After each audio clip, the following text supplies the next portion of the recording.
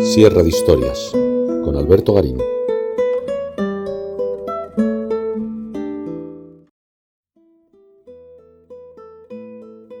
En 1521, al concluir la revuelta de las comunidades con la derrota de los líderes comuneros en la batalla de Villalar, la catedral de Segovia, que había servido para estos comuneros para poder asediar el Alcázar de Segovia, presentaba un estado lamentable y se decidió demoler y trasladarla a una nueva ubicación. Para ejecutar esta obra en 1523, el mismo secretario de Carlos V, Francisco de los Cobos, acudió a Segovia con las instrucciones del emperador solicitando ese traslado de la catedral previa demolición. Hemos de pensar que para ese momento la catedral de Segovia no era la única que estaba en construcción en los reinos de la Castilla. Desde finales del siglo XV hay una serie de nuevas catedrales que se habían puesto en marcha.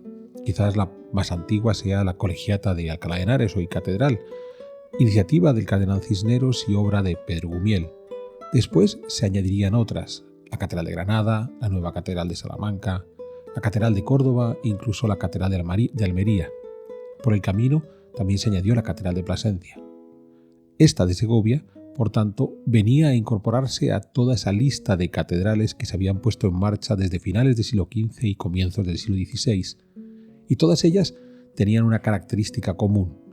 Seguían apegadas a las formas tradicionales del mundo medieval, lo que conocemos como arte gótico, porque tanto el cardenal Cisneros como sus principales mentores, los reyes católicos, y a su vez el propio Carlos V, habían decidido que querían seguir las tradiciones, esas tradiciones que a ellos mismos les habían permitido reinar, y por tanto no se iban a separar de las formas habituales de hacer los templos que remontaban a 3 o 4 siglos atrás, insisto, ese llamado arte gótico.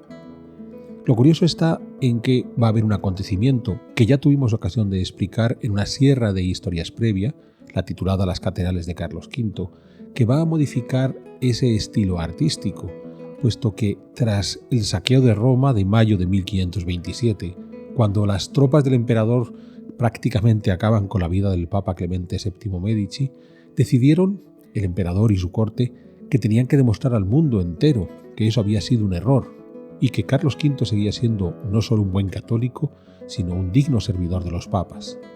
Para ello llevó a cabo una serie de iniciativas políticas, pero también unas iniciativas artísticas en las cuales consideró que era necesario incorporar en las obras que, ya fuera él, ya fueran sus más cercanos, se estaban construyendo, como esta lista de catedrales de las que hemos estado hablando, la de Córdoba, Granada, la nueva de Salamanca, la de Plasencia, incorporarlas a los lenguajes artísticos que se habían puesto en marcha a comienzos del siglo XV en Italia, el llamado Renacimiento florentino, y que desde finales del siglo XV se habían convertido en la enseña principal de los papas de Roma. Ese lenguaje clásico, ese lenguaje que miraba hacia la antigua Roma y que, insisto, en los libros de texto se conoce como Renacimiento. A partir, por tanto, de los años 1530, todas estas catedrales que habían surgido a finales del siglo XV y comienzos del XVI dentro de las tradiciones medievales, hicieron un giro notable y optaron por el lenguaje clásico. Todas menos la Catedral de Segovia, siendo la última que comenzó, aquella que por tanto podría haber sido modificada sin mayor dificultad e incorporarse rápidamente al lenguaje clásico, fue aquí en Segovia donde las tradiciones medievales, las tradiciones góticas, se mantuvieron por más largo tiempo. Sabemos que las trazas originales van a ser de Juan Gil de Ontañón, a quien habría de sucederle en la dirección de las obras de la Catedral de Segovia Rodrigo Gil de Ontañón. Podríamos pensar que es la influencia de Juan Gil sobre su hijo Rodrigo Gil lo que hace que la Catedral de Segovia se mantenga dentro de esa órbita medieval. Pero el propio Rodrigo Gil de Ontañón fue uno de esos arquitectos que siguió las consignas que llegaban desde la corte imperial de dejar de utilizar el lenguaje medieval para empezar a utilizar el lenguaje clásico propio de los papas. Podemos verlo muy bien en alguna de sus obras más insignes, como la fachada del Colegio San Ildefonso en Alcalá de Henares, que ya trata de integrarse plenamente en ese mundo clásico. Pero si en esa fachada de Alcalá de Henares, ya estamos hablando de los 1530, Rodrigo Gil de Ontañón se apunta a esas modas clásicas que tratan de imitar el arte de los papas de Roma, en Segovia, sin embargo, insisto, se mantuvo el mundo gótico. Y quizás no por influencia del maestro, Rodrigo Gil de Hontañón, sino de una figura señera que va a marcar el destino de esta catedral segoviana y su apego por las tradiciones medievales. El canónigo fabriquero, Juan Rodríguez, que fue quien realmente tuvo a cargo la construcción de la Catedral de Segovia, ya no solamente desde el punto de vista financiero, que es lo que suelen hacer los fabriqueros, sino incluso desde el punto de vista arquitectónico durante casi 4 décadas. Pues bien, vamos a recorrer la vida y obra de Juan Rodríguez durante ese largo proyecto que dirigió en la Catedral de Segovia, y lo vamos a hacer de la mano de Mercedes Sanz de Andrés, que ya nos ha apoyado recorriendo la Catedral de Segovia en algunos paseos de la sierra previos, pero que hoy nos va a permitir conocer en profundidad este trabajo de Juan Rodríguez. Pues bienvenida a Sierra de Historias, Mercedes. Muchísimas gracias, Alberto, encantada. Y cuéntanos quién es Juan Rodríguez.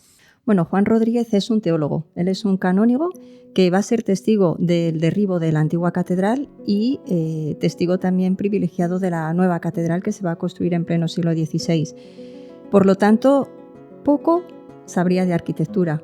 Por los datos biográficos, lo poquito que sabemos de él, se desconoce su fecha de nacimiento, sabemos que fallece el 8 de abril de 1565 y, como bien apuntabas, los últimos 40 años de su vida estuvo desempeñando el puesto de fabriquero.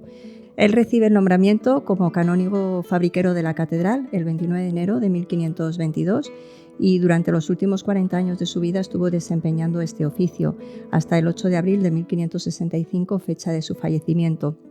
A lo largo de toda su vida, quizás es el personaje, sin duda alguna, que más ha velado por tener una catedral hermosa, por mantener ese espíritu medieval y por hacer que la catedral fuera el espejo de fe y de religiosidad de los segovianos, que esto es algo que también hay que tener en cuenta porque, como muy bien apuntabas, la financiación de la catedral también tiene ese eco más medieval, ¿no? Sí, porque vamos a repasar ahora la cronología entre Juan Rodríguez y, en principio, teórico maestro de obra, Rodrigo Gil de Hontañón, pero yo comentaba antes que Francisco de los Cobos, secretario de Carlos V, acude en 1523 e incluso acude con la promesa de que el emperador va a financiar parte de la obra, pero la promesa fue menor de lo que se esperaba. Sí, efectivamente, el emperador se considera el gran benefactor de la obra, sin embargo, él tenía un interés quizás más militar que realmente espiritual. A la hora de financiar la catedral, el rey prometió algo más de 22 millones de maravedíes. Sin embargo, fueron 2 millones los que aportó y fueron constantes los viajes del cabildo para reclamar al emperador esa partida de dinero que tenía prometida, ¿no?, para poder continuar las obras.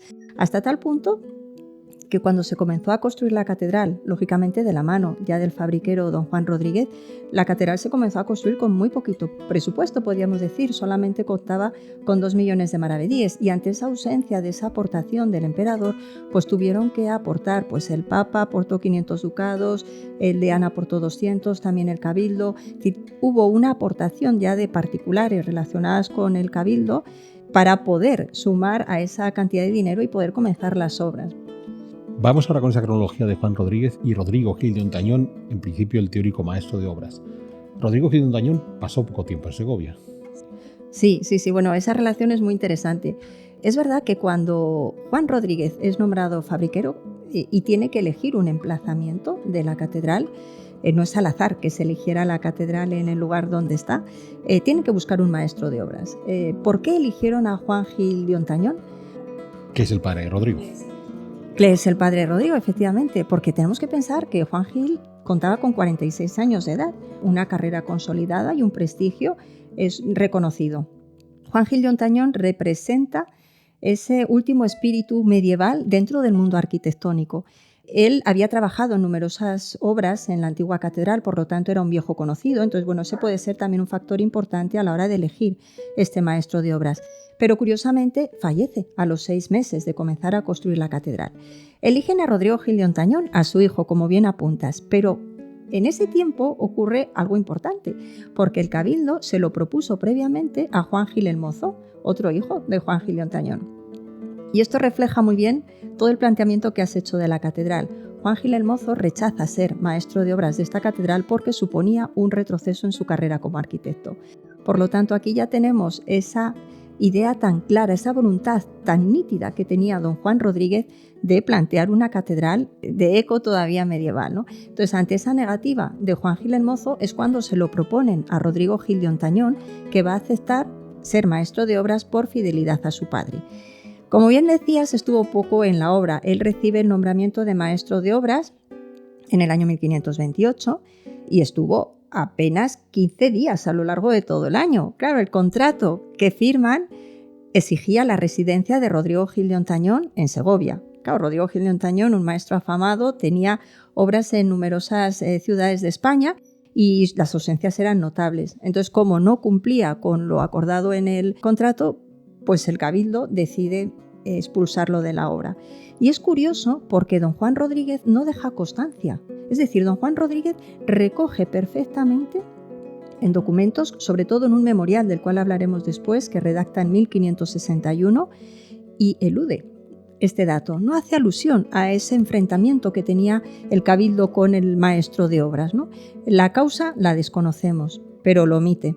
Entonces, ante esa ausencia de maestro de obras, la catedral estuvo sin maestro de obras durante unos años, hasta 1536 concretamente. Es decir, tenemos desde 1528, despido de Rodrigo Gil de Ontañón, hasta 1536, donde va a ser nombrado maestro de obras García de Cubillas, donde hay un vacío, donde la catedral no tiene maestro de obras.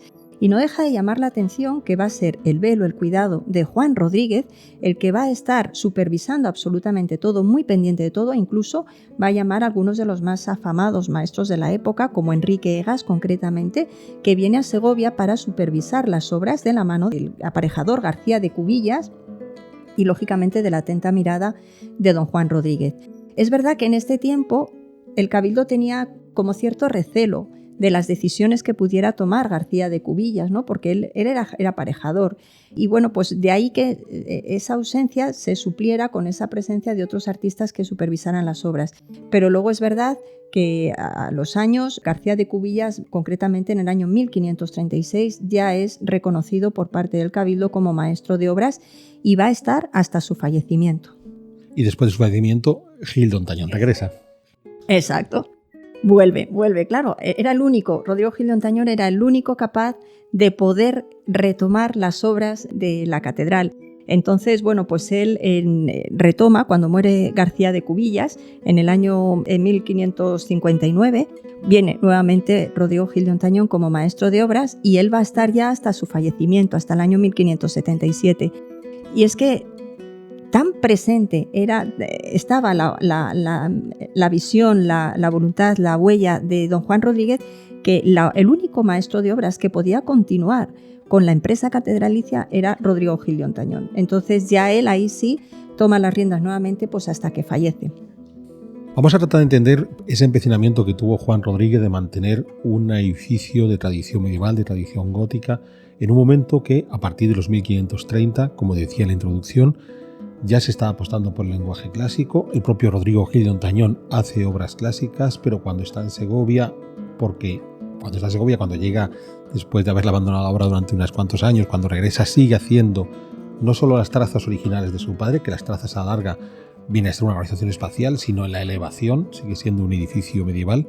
Y aquí hemos de entender el contexto histórico en el que se está moviendo Juan Rodríguez y cómo hará que todos los elementos propios de la obra de la catedral funcionen en torno a ese mundo de tradición medieval. Hemos de pensar que ha comenzado la reforma de Lutero. En 1521 se ha reunido con el emperador en la Dieta de Worms, donde Lutero le ha invitado al emperador a apuntarse a esa reforma luterana. El emperador lo ha rechazado porque él recuerda que se debe a la tradición. Ese era el motivo por el que Carlos V abogaba por seguir haciendo edificios de tradición gótica hasta que sucede el saqueo de Roma. Pero claro, ya entramos en todo el proceso de la llamada Contrarreforma Católica, sobre todo abanderada por el Concilio de Trento, que durará durante muchísimos años y donde se está debatiendo cuáles deben ser las soluciones teológicas y de todo tipo que la buena Iglesia cristiana tiene que tener. Claro, Juan Rodríguez considera en gran medida mantener las tradiciones es una de las formas más seguras de estar dentro de la Iglesia católica correcta. Y claro, esa decisión teológica, como tú has dicho al principio, de formación es teólogo, es la que le va a motivar a empecinarse en no salir ya no solamente de las trazas a nivel espacio, sino de todos los acabados de la iglesia de esa tradición medieval. Entonces, a partir de ahí, consideras que más allá de que la obra, desde un punto de vista práctico, la pueda haber dirigido en un momento dado García Cubillas y más tarde regresa a Rodrigo Gil de Hontañón, hay una serie de decisiones que Juan Rodríguez toma dentro de la obra para enfatizar ese mantenimiento de la tradición, que, insisto, no es una tradición arquitectónica sin más, sino una auténtica defensa de la tradición católica. Entonces, ¿cuáles son esas decisiones arquitectónicas que tomó Juan Rodríguez? Sí, pues estas decisiones se pueden rastrear prácticamente desde el inicio de la construcción de la catedral. En el momento en el que el cabildo decide, quizás por obligación, ¿no?, porque el emperador obligó literalmente a alejarla del emplazamiento original de la plaza del Alcázar, Juan Rodríguez va a ser testigo de ese derribo y él tiene que tasar. Se tasa cuáles fueron los desperfectos causados en la antigua catedral. Sabemos que fueron 7 millones de maravedíes. Y él tomó la decisión, fue él, Juan Rodríguez, el que toma la decisión de trasladar absolutamente todo lo que se pudiera desde la antigua catedral hasta aquí. Esto ya nos está indicando ese carácter de permanencia de ese templo medieval a la nueva catedral, incluso en la financiación. Podemos observar cómo la catedral de Segovia, toda su arquitectura se va a financiar con la aportación de toda la ciudad. Hemos hablado de esa aportación del emperador, de Carlos V, pero es que a lo largo de toda la historia arquitectónica de la catedral, diferentes reyes han hecho en mayor o menor medida aportación. Algunos no han aportado nada, pero otros sí que aportaban. Por otro lado, el clero estaba obligado, tanto el clero parroquial como el capitular estaban obligados a contribuir económicamente en la fábrica de la iglesia. Los nobles, la noble junta de linajes, aportó poco, pero algo aportó a la fábrica. Las naciones también, la comunidad de ciudad y tierra también, y sobre todo los gremios que tenían asignado una serie de días al año para hacer la ofrenda, y el concejo, la ciudad, que al final salía de los impuestos de los segovianos. Esta manera, esta concepción financiera de la catedral, que dependía directamente de la administración de Juan Rodríguez, refleja también ese espíritu medieval. Otras catedrales que vendrán después, ya a partir de los siglos XV y XVI, no cuentan con esta aportación ciudadana, sino que cuentan con la aportación de obispos, arzobispos, esa élite. Y sin embargo, aquí esa visión de que esa catedral fuera ese espejo de fe y de religiosidad de la comunidad segoviana, que es un concepto muy medieval, está presente y viene de la mano de ese empeño de Juan Rodríguez de que toda la ciudad contribuyera en la obra. En los traslados, solo recordar que dos de los elementos más importantes, más interesantes que se trasladaron de la antigua catedral son el claustro y el coro. A los dos les hemos dedicado ya a cada uno de ellos su propio paseo por la sierra. Así es. De hecho, el claustro, que es un traslado, es uno de los primeros traslados que se hacen en la historia de la humanidad, fue un empeño de Juan Rodríguez, e incluso él propuso aumentar el tamaño para que tuviera una coherencia arquitectónica. Es decir, ahí ya vemos una decisión de Juan Rodríguez desde un punto de vista arquitectónico a la hora de hacer ese traslado y de colocarle en el nuevo emplazamiento, que hubo muchos problemas por el desnivel de terreno que hay, que tuvieron que solucionar, y Juan Rodríguez ahí aporta, oye, hay que ampliarlo, una vara, creo recordar que era, hay que hacer una ampliación para que sea más coherente con la arquitectura, ¿no? El coro que apuntabas, claro, Juan Rodríguez lo que quiere es mantener la liturgia medieval. Entonces sigue manteniendo ese coro. Hay un documento muy valioso para nosotros del año 1523 de Juan de Pantigoso, que era otro canónigo, que recoge cómo quedó la antigua catedral después de la Guerra de las Comunidades.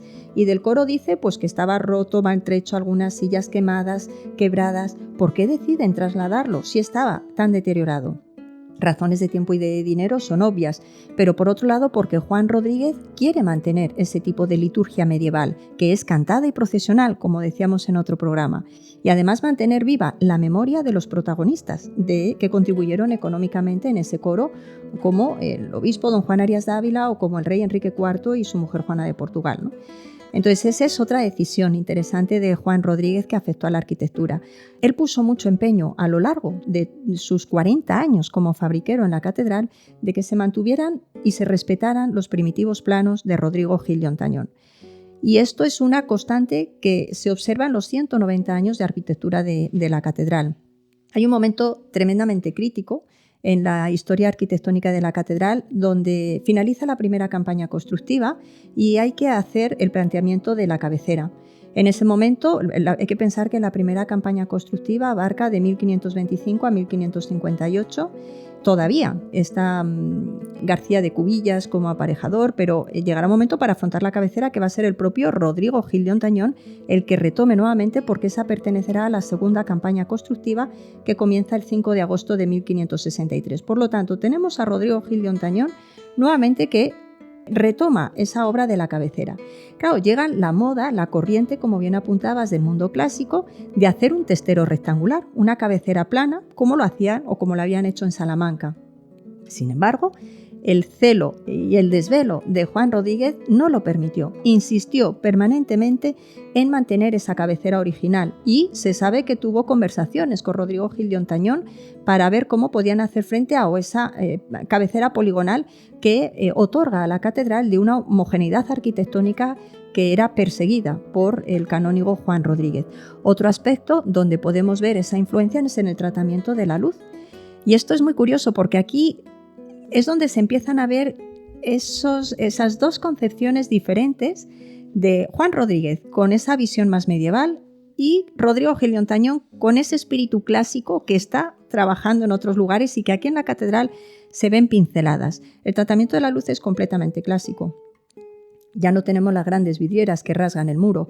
Entonces, cuando Juan Rodríguez finaliza la primera campaña constructiva, tiene que hacer frente a la colocación de las vidrieras. Y lo que hace, además, y esto es muy interesante, era un hombre medieval y recorría catedrales. Estuvo permanentemente desde el inicio de la obra, donde el cabildo le dice, oye, ve a Salamanca, ve a Toledo, ve a Sevilla. Incluso llegó a Sevilla para traer y recabar planos. Bueno, pues estuvo a lo largo de todos los 40 años recorriendo catedrales para aprender y conocer maestros. Cuando llegó el momento de hacer las vidrieras, estuvo en diferentes catedrales. Y cuando llega a Segovia, escribe un manual que se titula El orden de las verdaderas historias de las vidrieras de la Catedral de Segovia. Él, como teólogo, aporta esa visión iconográfica de las vidrieras, donde se representa toda la historia de la salvación. Pero Rodrigo Gil de Hontañón lo que plantea es una vidriera más clásica, una vidriera más pequeñita, ni siquiera tenemos un rosetón en la fachada occidental. Entonces ahí es donde vemos esas dos fuerzas que permanentemente están latiendo constantemente en la historia de la arquitectura de la catedral. La torre. Este es un detalle también muy interesante. El concepto de torre que tenemos en la Catedral de Segovia es un concepto de cuerpo independiente, completamente clásico. Si pensamos, por ejemplo, en la Catedral de Salamanca, la torre está comunicada con las naves, con los tejados, hay una unidad arquitectónica. Sin embargo, aquí en Segovia no, es un cuerpo independiente donde se sube y se baja por una escalera de caracol y no se tiene acceso a ninguna dependencia de la catedral. Rodrigo Gil de Hontañón en Salamanca está diseñando una traza medieval en cuanto a la torre. Sin embargo, aquí en Segovia no. En Segovia da un paso más y ese concepto de torre es propia del mundo clásico, de un cuerpo independiente. ¿Pero qué aporta don Juan Rodríguez? Pues esa visión todavía más medieval, donde él dice, oye, yo quiero que la torre de la Catedral de Segovia sea la más alta de España. Y dice en el texto, más alta que la de Sevilla y más ancha que la de Toledo. Y para ello construye un gigantesco chapitel de madera de 27 metros de altura que lógicamente convirtió a la torre de la Catedral de Segovia en la más alta de España en el siglo XVI, llegando a medir 108 metros. Ese chapitel desaparece el 16 de septiembre de 1614 porque cae un rayo, hay un incendio y se pierde, ¿no? Pero tenemos que imaginarnos, volvemos a encontrarnos ahí otra vez ese enfrentamiento, una torre de concepción clásica, pero Juan Rodríguez dice, no, yo quiero que tenga Segovia todavía ese perfil medieval y para eso voy a colocar ese gigantesco chapitel de madera. Entonces ahí es otra decisión importante de Juan Rodríguez. Y luego hay muchos detalles, ¿no? Donde se ve esa tensión de fuerzas de concepción de Juan Rodríguez, de querer una catedral todavía de eco medieval. Y bueno, pues de Rodrigo Gil de Hontañón, que él quiere, pero que tiene a Juan Rodríguez y que como que le está frenando, ¿no? Podemos decir que la Catedral de Segovia ahoga cualquier intervención más de concepto clásico, ¿no? Porque tiene ahí eso, la figura de este fabriquero, donde no es un fabriquero al uso, donde él está tomando decisiones, donde al final, después de 40 años, se hizo un verdadero experto y despachaba todos los temas de arquitectura con lo más afamado de la época y supo gestionar, además, desde un punto de vista administrativo, de una manera extraordinaria, toda la financiación de la catedral. En ese sentido, y quizás sería un detalle que podríamos haber apuntado al comienzo de nuestra charla, el empecinamiento por los materiales que eligió para la obra. Efectivamente. Eso es, claro, él al inicio de la obra, el Cabildo se plantea, pues claro, como no tenían tampoco unos recursos económicos fuertes, el Cabildo plantea hacer una catedral construida en mampostería. Y sin embargo, Juan Rodríguez dice, pero vamos a ver, y lo deja por escrito, ¿no? Una ciudad como Segovia no puede tener una catedral en mampostería, tiene que tener una catedral en piedra bien labrada y bien asentada. Por eso tenemos la catedral que tenemos, porque él puso mucho empeño en que esto fuera así, ¿no? En que la labra de la piedra, bueno, incluso, por ejemplo, mira, hay un capítulo muy interesante en el crucero. Hay que tener en cuenta que cuando finaliza la primera campaña constructiva en 1558, lógicamente las obras continuaron por el crucero. Pero ojo, llegaron noticias, Juan Rodríguez las conocía, de que se habían desplomado con anterioridad los cimborrios de la Catedral de Burgos y de Sevilla. Claro, entró cierto miedo, ¿no? Cierto respeto de decir, oye, la Catedral de Segovia mide 66 metros de altura en lo que es el crucero. Entonces tenían miedo a que hubiera un desplome. Lo primero que hace Juan Rodríguez es decir, oye, los pilares torales sobre los que se va a tener que asentar el crucero, toda la cúpula, no tienen que ser de ripia, que podía ser lo habitual, sino que fueran de sillar macizo para precisamente evitar ese desplome, ¿no? Ese posible desplome de la cabecera. Y esto es muy interesante porque yo me imagino que el trabajo del crucero le tuvo que dar muchos quebraderos de cabeza a Juan Rodríguez, porque, claro, hay que pensar que llega 1558, comienza el crucero, llegan estas noticias, paralizan esa parte y dicen, oye, esto lo vamos a dejar en suspense y vamos a continuar con las obras en la parte de la cabecera. Por eso la cabecera es la segunda campaña constructiva. Y estuvo a cielo abierto casi 150 años el crucero. O sea, esto es una cosa tremenda. Los documentos hablan del paredón, pero esto es una decisión de Juan Rodríguez, donde dijo, oye, vamos a reflexionar, vamos a pensar, a revisar ese proyecto de Rodrigo Gil de Ontañón. Se revisó por otros maestros de obra e incluso dijo el Cabildo, bueno, que se presenten otros proyectos para llevar a cabo la ejecución del crucero. Al final, el proyecto elegido va a ser el de Pedro de Brizuela. Pedro de Brizuela es el arquitecto de todo el siglo XVII de aquí de Segovia, además era segoviano, y él, es curioso, presenta una gigantesca cúpula que aligera de peso a lo que sería toda la base de la cúpula, y es una copia idéntica de la torre. Él había reparado la cúpula de la torre después del incendio, hace una pequeña cúpula. Entonces, él lo que hace es tomar ese mismo modelo para la cúpula de todo el crucero, un crucero que se va a cerrar en 1685.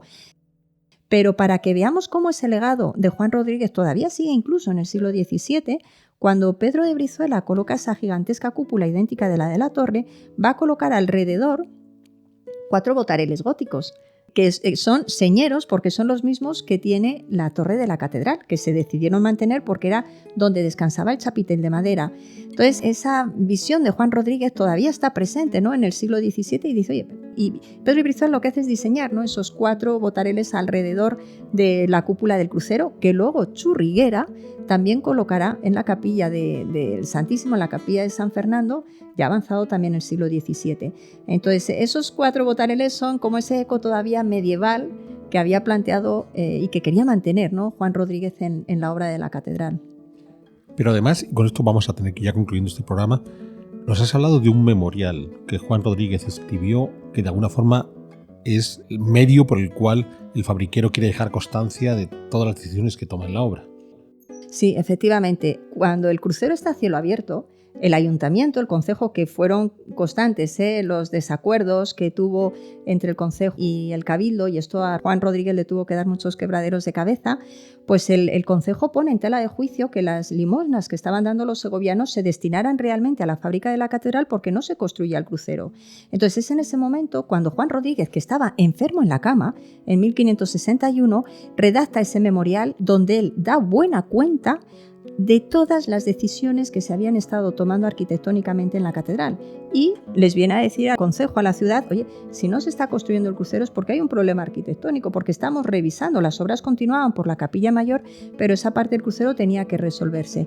Y es muy curioso cómo afectó esto incluso a la administración de la catedral, porque a partir de este momento, donde Juan Rodríguez redacta ese memorial, que podríamos decir es como todo su testamento de fabriquero, ¿no?, porque él como testigo excepcional pues nos deja ese valioso documento que nos permite a nosotros conocer cuáles fueron las marchas de las obras y sus decisiones.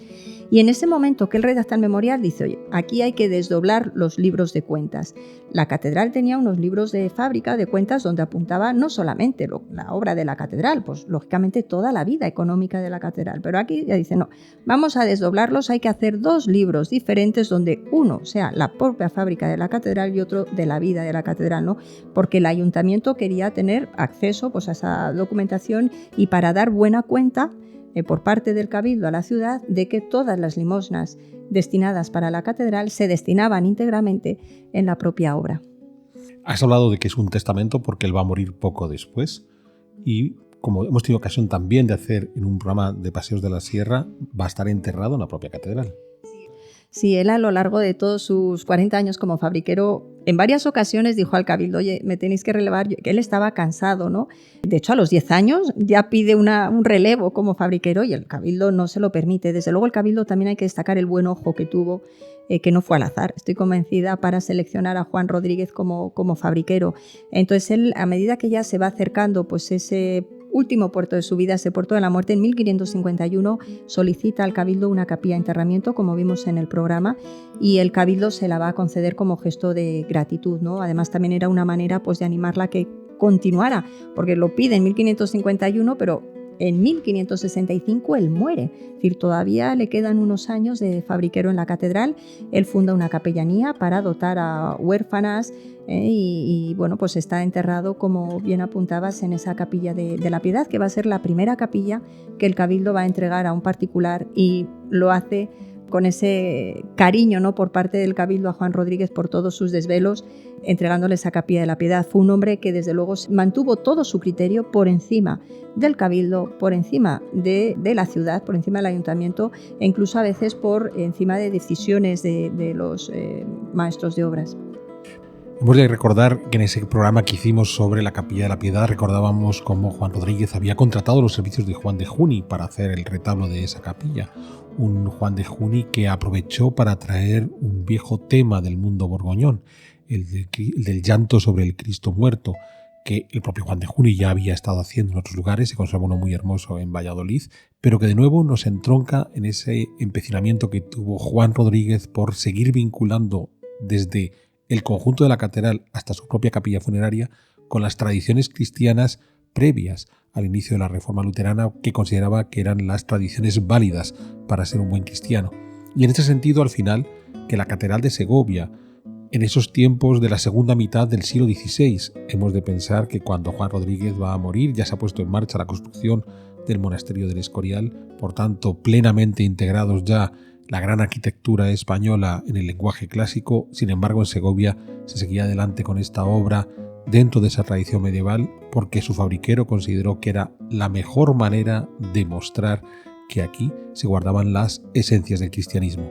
Pues muchas gracias, Mercedes, por presentarnos esta notable figura de la historia del arte a la que quizás no le hemos dado todo el prestigio que se merecía. Nada, gracias a ti, Alberto. Es verdad que siempre hablamos de los grandes nombres, pero luego quien estaba aquí a pie de obra, velando por todo, era Juan Rodríguez, ¿no?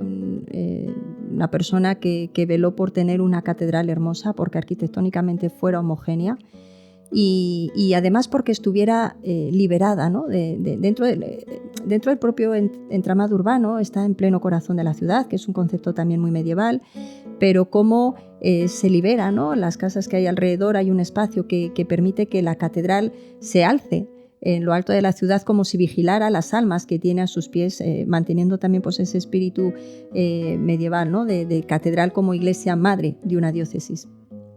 Pues hasta aquí este programa de Sierra de Historias dedicado a la Catedral de Segovia y a su fabriquero Juan Rodríguez, invitándoles a que nos acompañen en futuras Sierras de Historias.